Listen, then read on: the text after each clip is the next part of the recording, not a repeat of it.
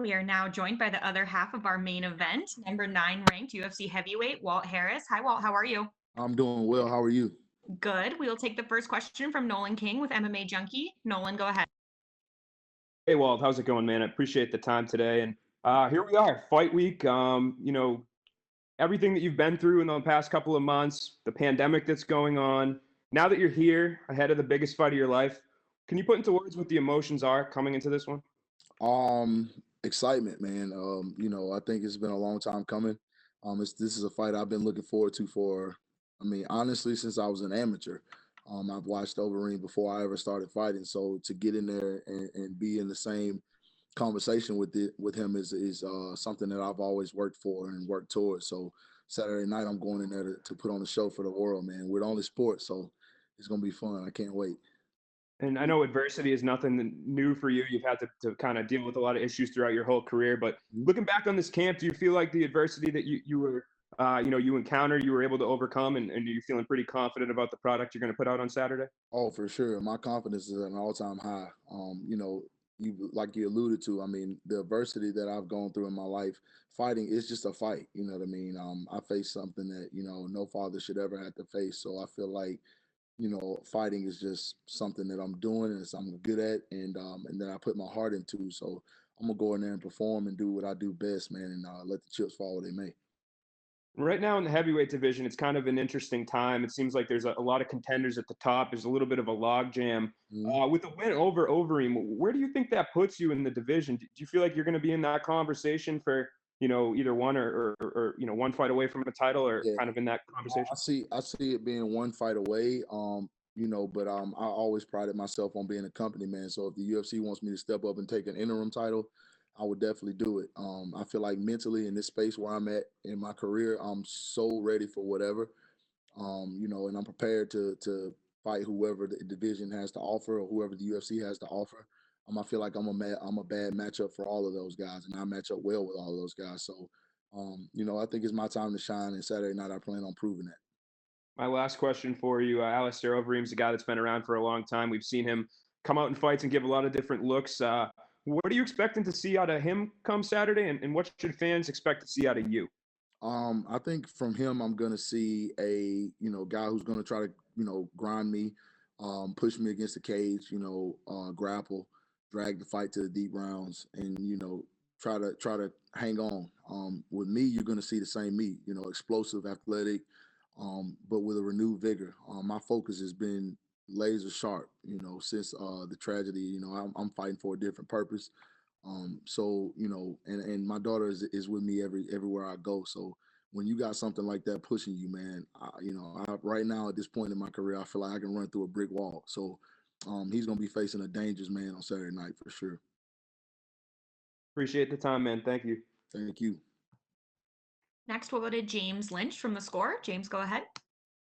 Hey, Walt. Nolan touched there on sort of everything you got going into this fight. How much are you feeding off the support you've had over the last few months, not just from the MMA community, but from everyone in general? Oh man, it's everything, bro. It gets me out of bed in the morning, to be honest. So many people have done so many things for myself and my family. It's just it's overwhelming at times. I'm so grateful. I'm so thankful for everybody, from everybody at the UFC to my neighbors, my community. My community has been amazing. And that's something that is, like I said, it makes for a dangerous fighter when you realize that so many people love you and are concerned about you and your family. It gives you more to fight for. It gives you more energy and training. It gives you more focus, and so that's where I'm at with it, man. I'm just excited. Can't wait. And we spoke to Eric Anders earlier. This is the first time you guys have fought on a card together. I think since both of you, since he was an amateur. What does it mean to be a part of this big card, be the main event, and also have Eric there right with you? Man, it's special, man. I remember the first day of camp. I told him, I said, "Bro, it's about to be an awesome camp." Because we're always kind of either I'm fighting before him or he's fighting after me, and so we kind of like hit and miss each other during camp. But we spent every day together, and we've always been close. So it's really special to be able to fight on a card with him and be the headliner. It's something that I've always dreamed of being. In the UFC, being a headliner, being a main event. and to have my little brother on the card with me is extra motivation because that dude works so hard, you know. So he pushes me, and you know, it's just, you know, I got to prove something to him too. So I want to make him proud as well. And both of you spent some time at Extreme Couture earlier this year. How much of a benefit was that heading into a big fight like this? Oh man, it's dope. You know, Coach Eric Nixie is just he's my boy. So when we go out there, it's all love. It's, you know, it's just like being at home. It's just with a bunch more guys who got the same, you know, mindset and the same motivation as you. So when we are in Vegas, we're working 110%. You know, just like we're at home, man. It's just it's awesome. It's really good. It's highly unlikely this fight goes the distance. I think there's going to be a finish here. If you do get that knockout victory, and Nolan sort of touched on it there, do you feel like that puts you in the title picture right now, or at least close to it? Just because that would be 5-fight unbeaten streak for you right now. Yeah, I definitely feel like you know, a win over Overeem is gonna thrust me in the conversation for sure. I think people have been clamoring for it. There's certain people that my name gets tossed around on social media and different outlets with. So I think it's I'm at that time now. It's time to make those fights happen. So a win over Overeem definitely puts me in the conversation.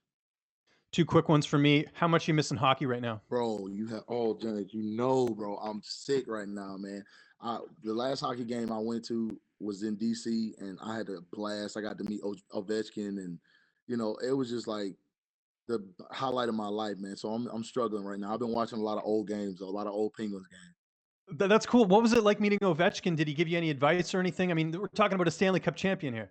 Yeah, I mean, he just kind of like I'm gonna be honest, you know, I'm gonna be candid right now. My knees buckled when he walked in. I was turned around. I was talking to Tom, what's his name? I forget. I'm sorry, but I was talking to him. We were hanging out in the locker room. He was showing me all the lockers and stuff like that. And Ovechkin walked up and tapped me on my shoulder with a jersey with my name on it. And bro, my knees buckled. I was like, oh my god, like I freaked out. He thought it was super dope because I knew who he was. I was telling him about all these different games. We just kind of chopped it up, talked hockey, you know, and it was pretty cool, man. I got to meet all of them. Nicholas Backstrom, everybody, man. It was dope. And last question, that TikTok video with you and Eric Anders playing Rock'em Sock'em, how much money did you win from him? I think I hit for like 250. Excellent. That's I good, Walt. Enjoy. Of course, I didn't keep any of that. That was all prop money. That was a little pot everybody threw at somebody. I didn't get to keep it. Best of luck on Saturday, Walt. Thanks for the time. James. Next, we'll go to Damon Martin from MMA Fighting. Damon, go ahead.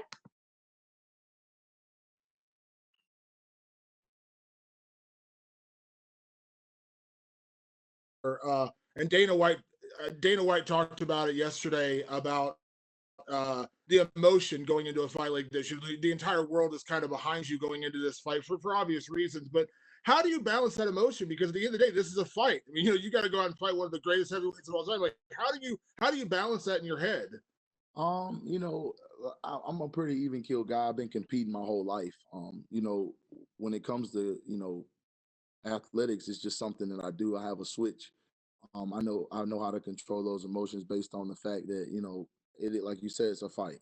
And I alluded to it earlier. I've been through so much in my life that, you know, I prepared for this. This is what I'm here to do. So I'll be 110% focused. And I think the no crowd actually is a benefit in this situation because, you know, there's no outside distractions. Especially this week, I've been kind of isolated. I've been with my team, and we just been focusing on making sure I'm primed and ready for Saturday night. You know, you mentioned it in terms of like, you know, the entire world kind of feels behind you, and you felt that over these past few months. What has that meant to you? I mean, you've always been a fan favorite guy, anyways, in your career, but just because, you know, obviously stylistically you have a very fan favorite style, but the support you've been showing going into this fight, what has that meant to you? It means everything, man.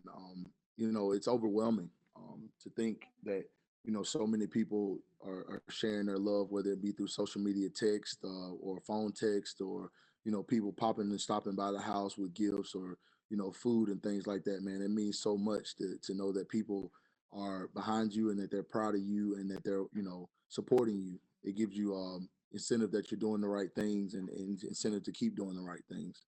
Be a role model. You mentioned it earlier. Overeem, you know, we know him, you know, as a very dominant striker in his own right, but we have seen him grind guys out. He was doing it very well to Jairzinho Rose in that fifth round. Obviously, you've got a ton of first round finishes, but how confident are you going into those deeper rounds? This does go into round 4 and 5. Oh, super confident. My coach Chris Conley has put me through the ringer this camp. You know, he's made sure I'm prepared in every facet of the game. We've worked every angle, every aspect. We've dissected every way that we feel like Overeem has any kind of advantages, and we've gone in and made sure I'm on point and I'm sharp as I've ever been, man. Like it's insane. Like I get excited in the workouts because I'm just like, man, I can feel a different type of energy surrounding, not only the fight, but just my overall being, man. I feel like I'm 24 again, you know what I mean? It's crazy. So, I'm prepared to go wherever the fight goes, bro, wherever it goes. And the last question, you mentioned to me a couple weeks ago that one of your dream fights in the future would be to throw hands with a guy like Francis Ngannou, a guy I know you have a lot of respect for. You train with him. Obviously, seeing what Francis did this past weekend, he's kind of stuck in a situation now where he doesn't have an opponent. We don't know when the title fight's coming. I think I saw you on Instagram saying you would love to see him and Jones fight in a good scenario. Like you win this weekend, is that a fight you would like to pursue? For sure. I mean, it's inevitable. I mean, Francis is at the top of the division. He's right there. So I mean, we're gonna have to lock horns at some point. And like I said, I feel like I match up with everybody in this division very well. So if that's what the UFC wants and needs, then that's what's gonna happen, and I'll be 110% prepared for it. Thanks, Walt. Thank you. Next, we'll go to Jay Anderson with Cage Side Press. Jay, go ahead. Thanks very much, Walt, and welcome back. Condolences, obviously. Congratulations on the return. Was there a moment sort of in your head at some point that said, you know what, I've got to get back. I've got to get back to fighting? Yeah, I went through a dark period, as you probably could already imagine, and it just I felt myself slipping the opposite direction of what I set out to be as a man and as a father. And I just had a talk with my wife one day, and she was like, you know what, why don't you start back training and try to get your mind off of it? Because there was a point, honestly, where I felt like thinking of anything but my daughter was wrong. I battled that so hard. I was like, if I go back to fighting, am I not thinking of her? Am I not doing the right thing by her? But I prayed about it, and I could hear her tell me, Daddy, I want you to go back. I want you to fight. This is what we worked so hard. I sacrificed so much. Mom sacrificed so much. You sacrificed so much to get to where you are. And I would be more upset with you if you stopped fighting. And that's when I went back in the gym and I started focusing on getting back in shape. And I just kind of put a goal out there of when I wanted to fight, just to kind of give myself some incentive, you know what I mean? Some motivation outside of, what I already had. And I kind of told the UFC March or April. And then we went from there, man. And I just started focusing like I was about to fight in March. And I started training my butt off every day. And then, fights fell through, pandemic happened, and I just kept training. And I kept going. And, we got this fight. So, I'm grateful and I'm ready, man. And you talked about almost thinking that not thinking or doing anything other than thinking about her was wrong. But I mean, you're still obviously keeping her memory alive, and you've worked on Anaya's Law. And I'm wondering if you could just speak a little about that movement and where that stands. So I mean, of course, with the pandemic, we hit a bit of a snag, but we were working on a law called Anaya's Law, which would make sure violent offenders aren't allowed bond. And it's a bipartisan effort in the state. I mean, both sides came together like that. This bill flew through the judicial system so fast that it was kind of overwhelming to watch. I went to all the meetings and I met all the lawmakers and kind of got to see how the process worked. And we were very close to getting the bill passed and going to Senate, but then the pandemic happened. So what's going to happen when everything opens back up and everything clears back up? They're going to reintroduce the bill. I think it's going to go through the same process pretty quickly, and then hopefully we'll have the law before 2020 is over, and other states will grab it and enact it as well to protect people. So that's where we are with that. That's a fantastic effort. And just one more for me. What's this fight week been like for you mentally coming back from something like that? And then just as well with the pandemic and, you don't have the fans there and the same activities you might normally. It's been great, honestly. I mean, I got my squad here, man. We're pretty deep. We're about 9 deep. All my closest brothers that I train with and I grind with every day. So it's pretty routine outside of the fact that, there's not a lot of people, which is actually probably a really good thing in my case. So, we just been kind of doing what we normally do, training, working, having fun, cutting up, laughing, and keeping the same fight week demeanor that we always do that's led us to be successful to this point. So, nothing's really changed, All right. Well, best of luck this Saturday. Thanks very much. Thank you. Next, we'll take Shaquille from MMA Mania. Shaquille, go ahead. Walt, my sincerest condolences. Thanks for making the time today, man. Thank you. You were talking about passing that bill. What does it mean to you and your family to think that, should it get through and get adopted by the other states, this tragic situation could have a long-term, in your eyes, beneficial impact on the entire country? It mean a lot, man. It'd be the first big step into keeping our daughter's name alive and what she stood for alive. We're working on so many different things in her honor, but the bill will be the capstone, for everything. It mean protecting people. That's just ultimately what our society should be based on. We should feel protected and not be afraid to live freely. And I think that especially in females' cases, I think they need to be protected and have understanding of how to be safe. And so we're working on a lot of different things in that arena to make sure other people don't face the tragedy and the devastation that we faced. And last thing on your daughter, the preliminary hearing got pushed back a couple times, and now with the COVID pandemic, how frustrating has that part been? And do you think it's going to go through on June 3rd at this rate? Um, I'm praying and staying hopeful that it will. It's been super stressful, just to kind of have justice delayed this way. But I'm a firm believer that God does everything for a reason, and there's a silver lining in this. He ain't going anywhere, so we just have to wait it out and stay diligent and just keep making sure we're staying focused on keeping her in the forefront. That's just mainly what me and my wife are focusing on, and our team back home is just making sure we're doing all the things we need to do as parents on our end to make sure people don't forget about her. Thank you for your candor. To talk about the fight a little bit, there's this idea with heavyweights, especially the older heavyweights, Overeem, Arlovsky, they get quote unquote chinny, they're washed, they can't handle it. And then, Arlovsky comes back and wins. Overeem wins 24 minutes and 59 seconds of his last fight. What do you think is the biggest misconception that people have about the heavyweight division?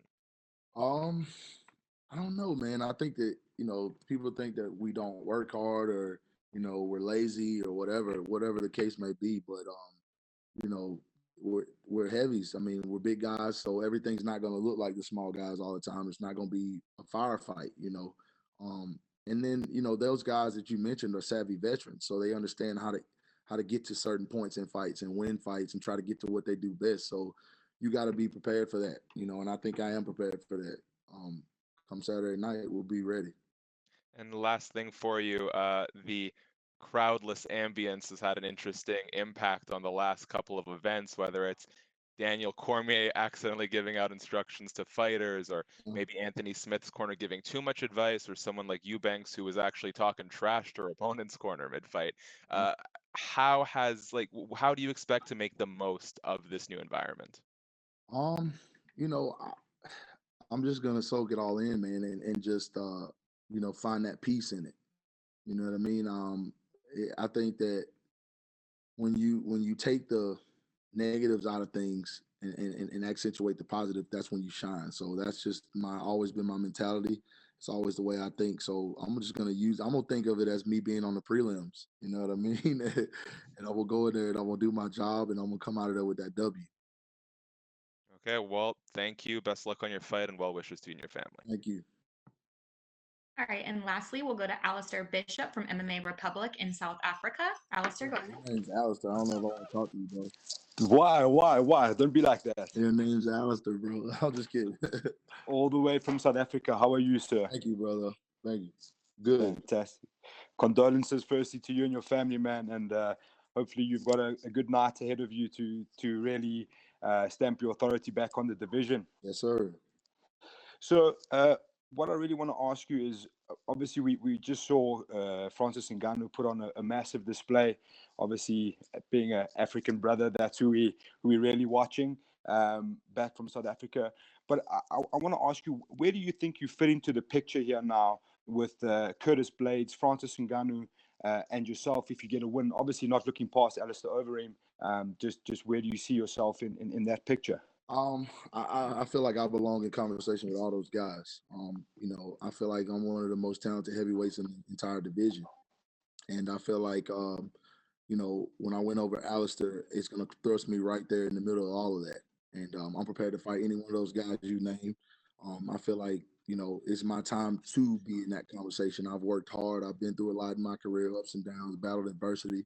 So I think it's my time to shine, man, and show the world what I'm truly capable of. I'm hitting my prime right now, so I'm excited. Fantastic. And looking up the division, watching a guy like Francis Ngannou put on a display like he did, what are your initial thoughts to that kind of a display? Oh, it's impressive, man. I mean, I called it, to be honest. I feel like Francis I trained with him. I mean, the dude's a monster, man. He's huge. And he's got a lot to prove himself. I mean, he was off for 19 months, so I kind of saw him coming into that fight very aggressive and looking to finish fast and prove a point, and he did exactly that, man. So big ups to Francis, man. I'm cool with his whole team, so that's just it was awesome to watch, honestly. Awesome. Looking at Alistair Overeem and the style of fight he's been adopting lately, as he's gotten on his career. When fans watch heavyweights, obviously they want to see the big knockouts, and that doesn't always come. Do you feel pressure to really hunt for that knockout, to really say, okay, I'm here in this division and I'm the next title contender? No, not really hunt for it. I've learned throughout my career that hunting for it never comes. You kind of got to let it come to you. And I feel like I'm a guy that reads and reacts very well in the fight, and that's where my knockouts come from. So, I'm just gonna go in there and be me and do me and let the knockout appear when I see it. I'm gonna take it for sure. I'm gonna try to finish the fight. That's what I do. But I'm definitely not. I don't feel any pressure or anything. I just need to go in there and get this dub. You know what I mean, and make it look good, which I plan on doing.